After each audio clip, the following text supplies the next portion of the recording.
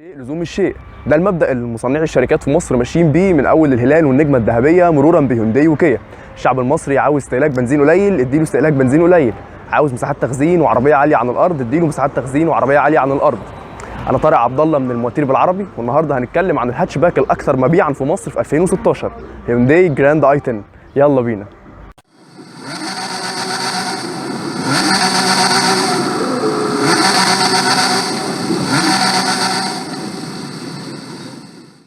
هيونداي شخصيا شافت اللي هيمشي في مصر حاجه من الاثنين، يا اما العربيه العاليه قوي والواسعه بزياده اللي تستعمل حبايب 1000، يا اما العربيه الصغيره اللي تنفع في الزحمه والاماكن الضيقه وتوفر معاك في استهلاك البنزين. هو ده تماما اللي عملته في هيونداي جراند اي 10. عربيه بتستهلك حوالي 6 لتر لكل 100 كيلو، صغيره وابعادها كويسه، بيرفكت. تعالوا الأول نتكلم عن تصميم العربية الخارجي اللي أنا شايفه شخصيا جميل جدا، من أول الاصطدام مع الشبكة العريضة والفوانيس وأبعاد العربية اللي بتفكرك دايما بطفل عنده 5 سنين وكل شوية يقولك على فكرة أنا كبير. الأبعاد مناسبة جدا للزحام والركن في الأماكن الضيقة والمشاوير ساعة الذروة والسوق مع المدام. أبعاد العربية هتحسسك دايما إن أنت راكب عربية أكبر من حجمها، من أول التنفيخ وزاوية فتح الأبواب وارتفاعها عن الأرض. المساحات جوه جراند اي 10 ممتازة وتم استغلالها إلى أقصى درجة. مساحة الجلوس جوه العربية جميلة جدا بالنسبة لأبعادها، وتقريبا تعد الأفضل في فئتها في الموضوع ده. أنت قاعد براحتك ومرتاح، الهيدروم ممتازة واللي جنبك مرتاح ما بتخبطوش في بعض. الكنبة اللي ورا برضه مساحتها جميلة، تشيل 2 شباب بشكل مرتاح أو 3 مراهقين رفيعين شوية كده يعني. واللي مساعد على كده بشكل كبير هو عدم وجود نفق فتيس، ودي نقطة ممتازة جدا الحقيقة يعني. مساحات التخزين جوه الأبواب قدام وورا ممتازة. الكونسول اللي في النص فيه درج تحت الكاسيت واتنين كاب هولدرز ومجرى صغير جنب الهاند بريك ودرج كمان ورا الهاند بريك. درج التابلو واسع وحاطط لك لمبة ظريفة كده عشان يحسسك إن أنت دفعت شوية فلوس يعني. مساحة الإزاز في العربية هيديلك رؤية بانورامية ممتازة، وزي ما قلنا إن العربية دايما هتفكرك بالطفليات. التابلو كبير وواسع جدا وتصميم ممتاز، هيحسسك إن أنت راكب عربية ليموزين مش هاتشباك. هيونداي طبعا كانت ذكية في إنها تحسن الخامات بتاعة المناطق اللي إيدك هتخبط فيها وإنها تبصلها، وعملت لك تابلو لونين وكده يعني. العربيه عموما مش عاوزه تحسسك انها فقيره باي حال من الاحوال، لان انت اصلا داخل الفئه السعريه دي ومش مستني حاجه في الرفاهيه. دركسيون جميل ومسكته بتحسسك بالرياضيه.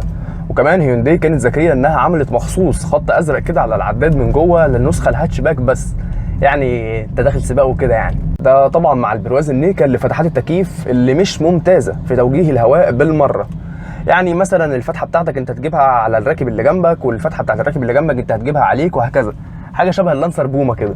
مستوى عزل الصوت جوه العربيه كويس فعلا، واللي مساعده على كده هو جوده التقفيل، وكان هيبقى احسن من كده كمان لو كانوا غيروا نوعيه الكاوتشات النيكسون اللي فيها دي.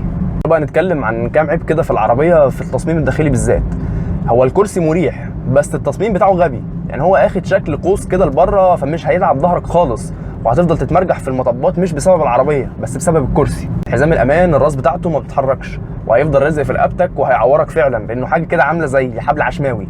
البكره بتاعت نقل وضعيات التكييف وظبط درجه الحراره حرفيا عاوزه اجنه وشاكوش عشان تتحرك، ناشفه جدا جدا وبتتحرك بصعوبه تامه.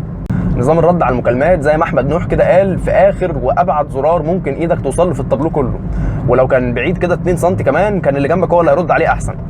كمان المايك بتاع المكالمات وحش جدا، فبالتالي المنظومه كلها فاشله.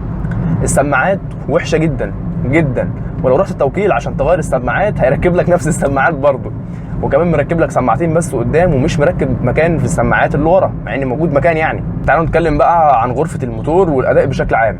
الهيونداي جراند اي 10 شغاله موتور 4 سلندر 1250 سي سي، بيخرج 87 حصان و120 نيوتن متر عند 6000 ار بي ام. شغل حتف طوب يعني، وهيطلع من قلب المكنه ويديك عشان تحاول تلاقي منها حاجه كويسه. وعلى غير المتوقع، الموتور بجانب انه اقتصادي جدا بيستهلك حوالي 6 لتر كل 100 كيلو، فهو اداؤه مش وحش، بالعكس ده هو اداؤه كويس، مش هتحس خالص ان هي مكنه 1250 سي سي. وتسارع بالنسبه لمكنه زي كده هيجمع معاك من 100 ل 120 والكلام دوت، مش هتحس ان هو بيعافر. الموتور عموما اداؤه متناغم ومنسجم جدا مع العربيه، واللي مساعده اكتر في حوار التسارع دوت حاجتين. اول حاجه ان هو متوصل بفتيس اوتوماتيك 4 غيار، روح الغيار فيه قليله فهيديك تسارع كويس. تاني حاجه ان دواسه الهواء اللي هي دواسه البنزين يعني كهرباء، فمستنيه منك كل اوردر انت هتديهولها، والموتور على اتم استعداد ينفذ الامر اللي انت هتديهوله. ولكن للاسف الحلو ما يكملش، الفتيس استجابته بطيئه جدا جدا. الفتيس لا بطيء فعلا يعني فوق مما تتخيل، ومتجه بغباء ناحيه الاقتصاديه وما بيسمعش الكلام خالص. وشويه شويه كده هتلاقي العربيه مره واحده نطت، تقول لي ايه ده في ايه؟ ده انا دوست بنزين من ربع ساعه. كتحكم في اختبار الموس تيست عجبتهم جدا جدا. اختبار الموس دوت اللي هو الشهير اللي كان فيه الجيب 2012 اللي كانت هتقلب فيه كاوتشات فرقع وكده، فاكره؟ العربيه في اختبارات اليورو نكاب اللي هي بتنزل فيه بحوالي 4 اير باجز وجانبيه والكلام دوت، يعني اخذت 4 نجوم من اصل 5. طيب احنا في مصر ايه بينزل لنا؟ ايه بينزل لنا؟ الوكيل ما فيهوش ولا اير باج واحد، ولا حتى ABS، ولا في اي حاجه، ماشي بستر ربنا كده وخلاص. كمان اللي مساعد في موضوع التوجيه دوت هو الباور الكهرباء. الباور الكهرباء بشكل عام بيديك اداء سلس جدا ومتناغم في وسط المدينه، ومفيش بشكل عام مفيش بادي رول في العربيه خالص. اللي هيقول لك بقى ان الباور الكهرباء مشاكله اصلا ما بيحسش بالطريق وما بيحسش باللي ماشي تحت الكاوتشات، اقول له معلش، اصل احنا مش داخلين الرالي دلوقتي يعني. غير كده انت بتتكلم في عربيه هاتشباك سيتي كار، انت بتدور على ايه؟ ان انت تبقى حاسس بمقاومات الطريق معاك يعني. العربيه حرفيا ممكن تلف 360 درجه في دايره نص قطرها ربع متر. بالنسبه لعربيه مدينه فهي ثباتها مقبول، خصوصا في الفئه اللي هي بتنافس فيها دي. تعالوا بقى نتكلم عن كام عيب كده في العربيه بشكل عام. الوكيل كله ما فيهوش ولا ABS ولا ايرباج، حتى اعلى فئه فيه مش موجود غير في الخليجي بس. والخليجي اللي انا بقيمها حاليا دلوقتي تجربه مختلفه تماما. الخليجي فيها ABS وايرباج وفيها كاسة تاتش وفيها كاميرا خلفيه. العربيه دايما بطاريتها بتبوظ بعد فتره وبتتغير في التوكيل عادي، يعني ما بيتنحش معاك كتير. اضاءه ضعيفه وبدائيه جدا، مفيش مسند لايد السواق في النص، وحتى المسند بتاع باب السواق ما تحاولش تحط ايدك عليه لانه حرفيا هيعور ايدك. انا كوعي اتعور والله.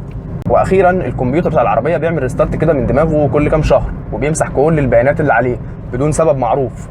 طبعا دوت يعني باستثناء الكيلوات الاوريجينال. يعني من الاخر لو انت شاب مشاويرك كتيره وعاوز حاجه شكلها حلو وشيك وتمشيك وتكون مبسوط ومرتاح فيها، هيونداي هتنفعك جدا. ولو انت راجل كبير متجوز وتودي المدام عند امها وبتودي الاولاد الدروس وبعد كده تجيبهم من المدرسه وتنزل صلاح سالم الساعه 2 الظهر، فالعربيه هتريحك جدا وتوفر معاك بنزين فوق مما تتخيل، وهتكون اختيار اكتر من ممتاز في الفئه دي. الف شكر ليك يا ابو المواتير على المتابعه. اتمنى يكون الفيديو دوت عجبك. اعمل لنا لايك على الفيسبوك عشان يوصلك كل جديد، واعمل سبسكرايب على اليوتيوب عشان يوصلك اخر حاجه في التغطيات والاخبار الحصريه عندنا احنا وبس. لو عندك اي عربيه عايزنا نعمل لها ريفيو تقدر تكلمنا، ولو عندك اي ايفنت كبير عاوزنا نغطيه احنا معاك.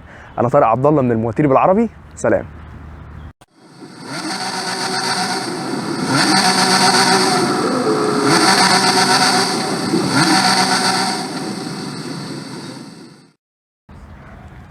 صور فيديو.